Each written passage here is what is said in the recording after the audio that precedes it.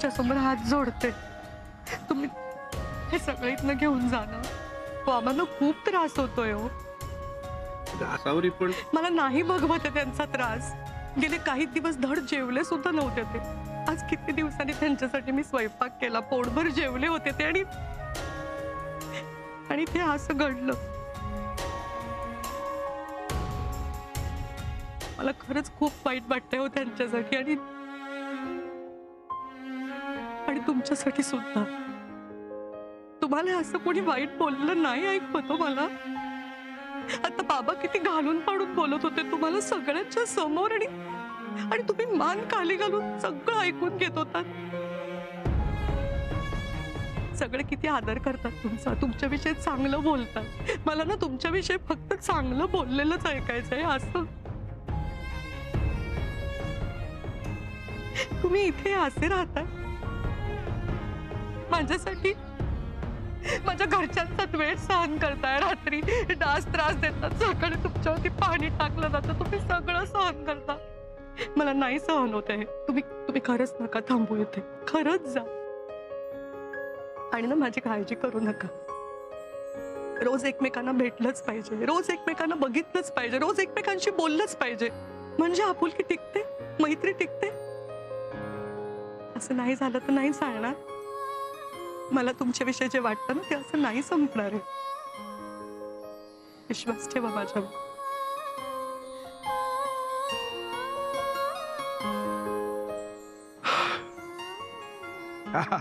असावरी आजपर्यंत माझ्याबद्दल हा असा एवढा विचार कोणी केलाच नव्हता ग. खूप खूप बरं वाटतंय मला माझ्याबद्दल असा कोणीतरी विचार करतं हे ऐकून. मी इथे आलो ते तुला बघता यावं, तुझ्याशी बोलता यावं, दत्ताजींशी बोलता यावं, आपलं सगळं सुरळीत व्हावं म्हणून. पण माझी आता खात्री पटली, आपलं सगळं सुरळीतच तर आहे. तू माझ्या बरोबरच तर असतेस सतत. तू नसताना असताना तू असतेस की माझ्याबरोबर इथे माझ्या हृदयात असतेस. मग रोज तुला बघण्याची, भेटण्याची, तुझ्याशी बोलण्याची गरजच काय है ना.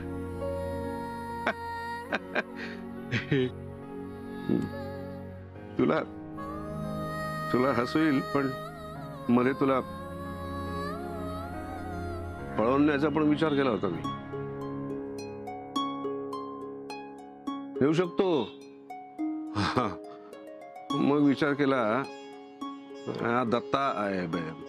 दत्ताजी पण माझ्या इतकंच प्रेम करतो ना तुझ्यावर.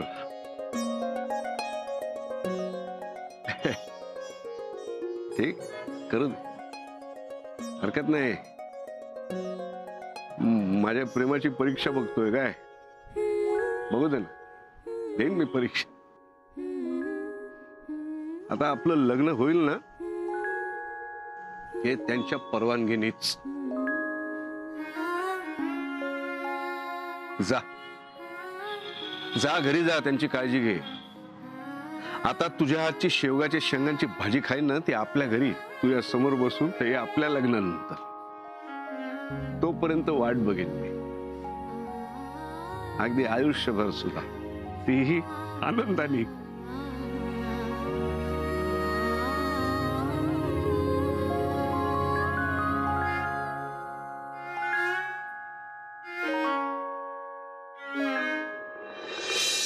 अगं भाजी काय घ्यायची तो हो माझं काही समजत नाहीये बाई.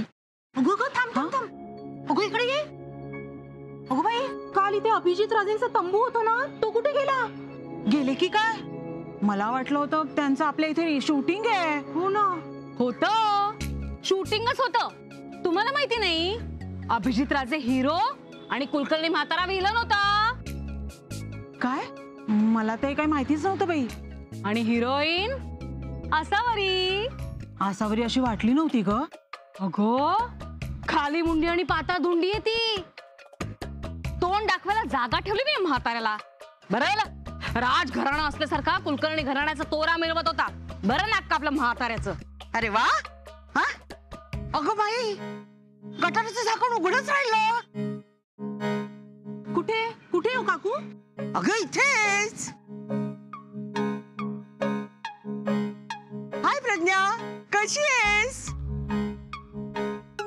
काय सांगत होती सगळ्यांना? तुझ्या गोष्टी? अहो माझी गोष्ट कशाला सांगू?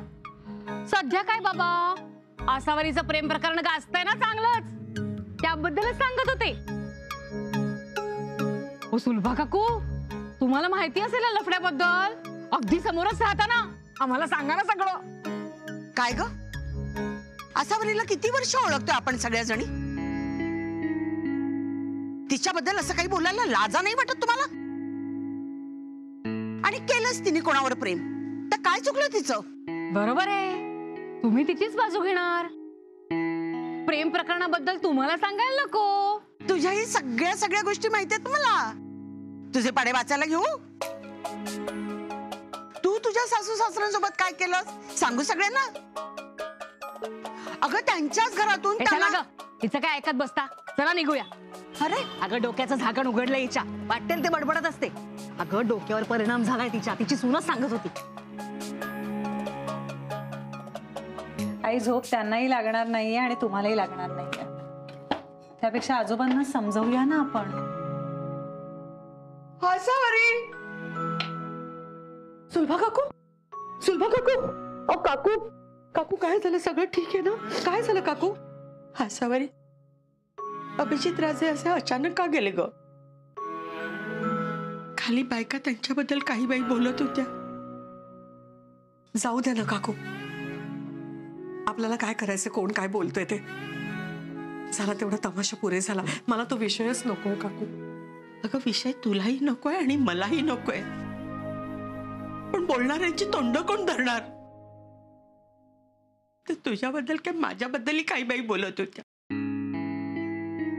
मी आपली हसत खेळत असते, सगळ्यांशी गप्पा मारते, सगळ्यांना आपलं म्हणून त्यांच्या घरी जाऊन गप्पा टप्पा करते, पण त्यामागचं कारण कोणाला कळणार ग? घरी मुलगा सून असतात, ते सकाळी ऑफिसला जातात, ते रात्री येतात. दिवसभर मी आपली एकटीच घरात. रविवार त्यांचा म्हणून असतो ग. संसार दोघांचा आणि मी आपली अशीच आहे म्हणून आहे. दिवसभर बोलायला कोणी सुद्धा नसतं, घर खायला उठतं, मग शेजारी पाजारी जाऊन बसते. शेजारी पाजारी माणसं असणं ना म्हणजे सोबत, हे मनाला पक्क समजावून ठेवलं. शेवटी तुझ्या माझ्यासारख्या बायका एकट्या ते एकट्याच ग, घरातही आणि घराबाहेरही. कुणाला कळणार आपलं दुःख? कुणीतरी आपल्या सोबत असावं, कुणासाठी तरी काहीतरी करावं. या सगळ्याची सवय मोडून वर्ष उलटली ग. जीव कासावीस झाला ना की वाटतं की मुलाला फोन करावा, पण फोन कडे जाते आणि मग आठवण होते की नाही तू कामात असेल. तुला माहितीये का, मी मोठ्याने टीव्ही लावून घरात एकटीच टीव्ही बघत बसते. लोकांना कमी की वरवर हसत खेळत फिरणारी सुलभा काकू आतून किती एकटी आहे.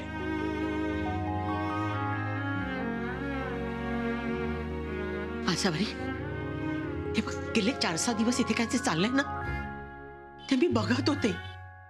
ते काहीतरी वेगळंच आहे ग. अख्ख्या जगाची पर्वा न करता तो अभिजित राजे इथे तंबू ठोकून बसला होता. तो केवळ तुझ्याच प्रेमापोटी ना ग. एखाद्यालाच लाभतं हे असं प्रेम. आसावरी, अनुभवाचे बोल आहेत आसावरी. आज तुझ्या भोवती तुझे सासरे, तुझा मुलगा, तुझी सून आहे. त्यांचं करण्यात तुझा जीव गुंतलाय, पण माझ्या वयाची होशील तेव्हा काय करशील? तेव्हा तुझ्या लक्षात येईल की सगळे आपापल्या आयुष्यात रमलेले. सगळ्यांना भरभरून देत राहिलीस आणि तुझी पोट मात्र रिकामीच. असं करू नकोस आसावरी. सुख दारापर्यंत आलंय. तुझे सासरे मध्ये उभे आहेत, त्यांना समजावून सांग आणि त्या सुखाला आत घे. अभिजित राजेंना होकार कळव, त्यांच्याशी लग्न कर. वा, चांगला सल्ला देणं चाललंय. शेजारी म्हणतो स्वतःला, आमच्या घरात येऊन माझ्या सुनेच्या डोक्यात नको ते भरवताय. लाज नाही वाटत का तुम्हाला? आणि तू ग शेजाऱ्या बाजाऱ्यांना बोलून सासऱ्याच्या कागाळ्या करतेस. सुख दारात आलंय तर दार उघड आणि चालते हो इथून. एवढी उतावळी झालीस लग्नासाठी तर मेला तुझा सासरा असं समज. बाबा, आता कशाला रडतेस? त्या माणसानं घरासमोर तमाशा केला तेव्हा नाही आलं डोळ्यात पाणी. आता तो दिसत नाहीये म्हणून डोळे वाहू लागलेत का? त्याच्या आठवणींनी या घरात रडायचं नाही सांगून ठेवतोय. डोळे पोस नाही तर चालते हो. डोळे पोस.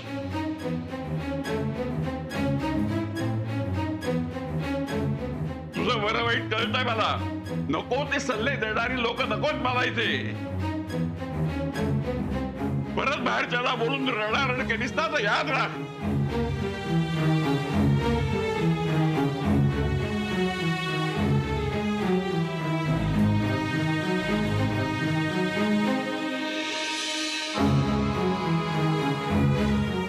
शुभ्रा, नको जाऊस बाळा, ऐक माझं. शुभ्रा,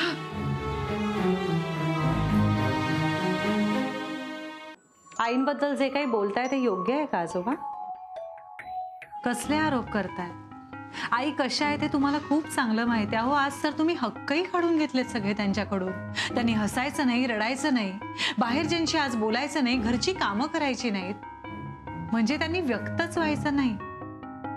त्यांनी श्वास घेतलेला तरी चालणार आहे का तुम्हाला? तुझ्या जिभेला काय हाड आहे की नाही? किती बोलतेस? ती माझी गावभर बदनामी करते ते दिसत नाही तुला? आईंनी काहीही बदनामी केली नाही आजोबा. उलट सुलभा काकू विषय काढत होत्या आणि त्याच बोलत होत्या. अरे लोक फायदा घेणार कारण आपला दाब खोटा. पण हे सुरू कोण केलं? लोक काय उगाच बोलायला लागले का? लोकांचा इतका विचार करता ना आजोबा, मग थोडासा आईंचा पण विचार करून बघा की. आणि मी तुम्हाला सांगते आजोबा, आई कुठेही काहीही बोलायला गेल्या नव्हत्या. अभिजित राजाने तो तंबू बांधला, तुम्ही खाली जाऊन आरडाओरडा करून तो तंबू मोडलात, तेव्हा लोकांना कळलं नसेल. तुम्ही गाजावाजा करून आज सगळ्यांना सांगितलं. मी सांगितलं प्रेम करा, जग विसरा. डोक्यात काय अक्कल आहे की नाही? एवढी वाढली बाई. नवरा गेल्यावर बायकाने कसं राहायला हवं? हिनं तर घरातून बाहेर पडायला नको होतं. माझीच चूक झाली. मी तिला स्वातंत्र्य दिलं. खरं तर असा वडिला कोणाशीही बोलून द्यायला नको होतं. आता सगळ्यात आधी हिच्याकडनं कुलकर्ण्यांचे दागिने काढून घ्यायला हवेत. आजोबा, आजपर्यंत किती पैसे खर्च केले तो आईवर? बरेच दिले, हिशेब नाही ठेवला. सोम्या तर महिन्याला 15-20 हजार रुपये द्यायचा. मी पण देत होतो गरज लागतील तसे. मग आई ते पैसे घेत होत्या आणि त्यांच्या खात्यात टाकत होत्या का? का त्यांच्या रूम मधल्या कपाटात तिजोरीमध्ये ठेवून देत होत्या? आज आईंच्या नावावर जे अकाउंट आहे त्या अकाउंटमध्ये बँकेत किती पैसे आहेत? मी पाहिलंय पासबुक. आईंची पासबुक रिकामी आहेत. अहो, त्यांनी कमवलेले पैसे सुद्धा सारे त्यांच्या अकाउंटला नाही आहेत आजोबा. काय सांगताय तुम्ही? घर खर्चाचा पैसा तुम्ही देता आईंना. त्यात आई घरचं सामान, घरची सगळी बिलं भरतात, सगळा खर्च करतात. त्यांच्या हातात काहीही उरत नाही आजोबा. किती महिन्यांपूर्वी आईनं साडी घेतली आहे आजोबा, आठवतंय? किती दिवसांपूर्वी प्रेमाने तू जेवलीस का असं त्यांना विचारलंय, हे आठवतंय का? आजपर्यंत आईंनी कधी काही मागितलं तुमच्याकडे? नाही. त्यांनी न मागता तुम्ही कुठली गोष्ट आईंना दिली आहे हे आठवतंय? बरं मला सांगा, स्वतःच्या कामाव्यतिरिक्त सलग 5 मिनिटं आईंशी बोलत बसल्यात असं तरी झालंय का हो कधी? गेले 4 दिवस आई जेवण करत नाहीये तर तुम्ही नीट जेवतही नाही आहात आजोबा. तुमच्या सगळ्या गोष्टींसाठी आई आहेतच. तुम्हाला काय हवं काय नको हे सगळं बघायला आई आहेत. आज बाहेरच्यांचा राग आला तुम्हाला तर येऊन आईंवर राग काढता. आज आई आहेत म्हणून तुम्हाला सोहमला कसलीही कमतरता जाणवत नाही. पण आजोबा, त्यांनी त्यांचा राग कुठे काढायचा? त्यांचं मन मोकळं करण्यासाठी त्यांना त्यांच्या आयुष्यात त्यांच्या हक्काची एकही व्यक्ती नको आजोबा. बरं हे सगळं सोडा आणि मला खरं खरं सांगा, तुम्हाला नाही का हो कधी जाणवली जोडीदाराची गरज? कधीच एकटेपणा नाही जाणवला आजोबा?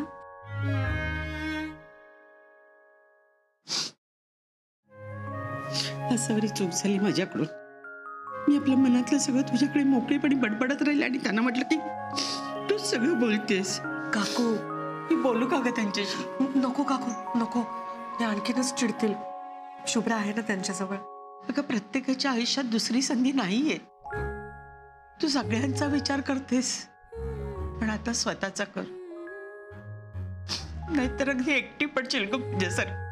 नाही काकू, काकू आजवर मी जगले बाबांच्या छायेत, बाबांच्या परवानगीने. त्यांच्यापासून तुटण्याचं बळ नाही हो माझ्यात. माझ्या आयुष्याचा विचार करून त्यांच्या आयुष्यातली उरलेली वर्ष अशी दुःखी कष्टी मी नाही होऊ देऊ शकत. माझ्या आयुष्यात आता जे काही घडेल ना ते बाबांच्या परवानगीनेच. गुणाची ती माझी. खरंच तुझ्या सासऱ्यांना कळत नाहीये की त्यांची किती जन्माची पुण्याई आहे म्हणून त्यांना तुझ्यासारखी सून लाभली आहे.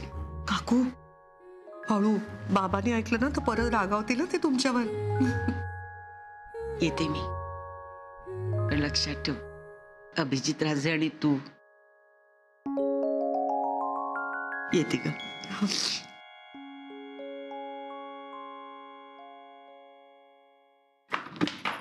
असावरी ताई, अगं मी मोठ्या हौसेनेला बांगड्या दाखवायला घेऊन आले तर घरी कोणीच नाहीये. मम्मी पप्पा बाहेर गेलेत आणि माझ्या जवळ मी घरीच विसरलीये.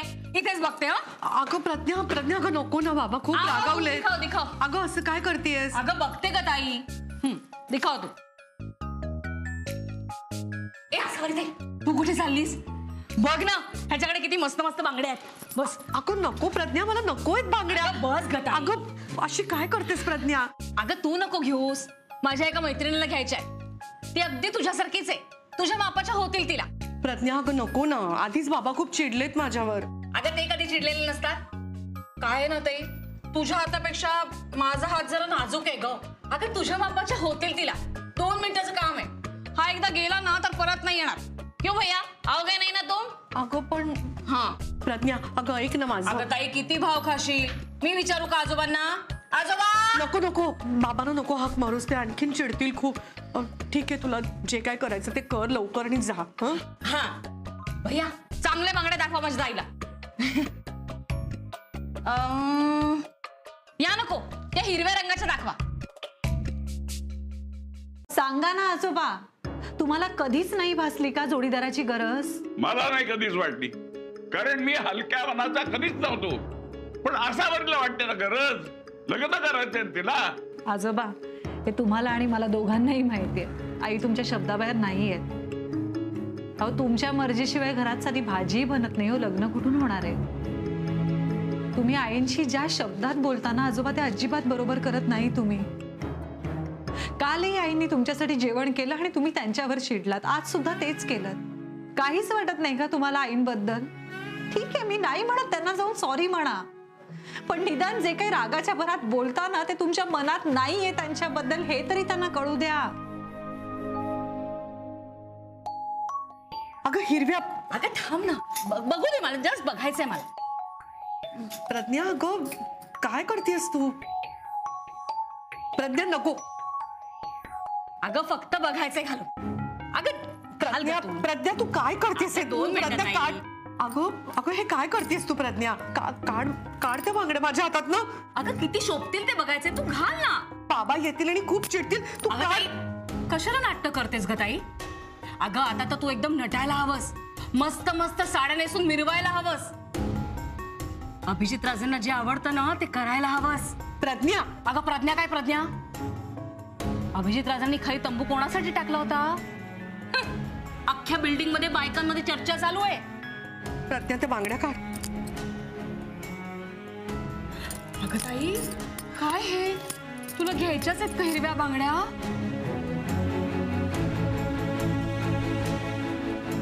अगं काळ्या घे, हिरव्या बांगड्या सुवासिनी घालतात.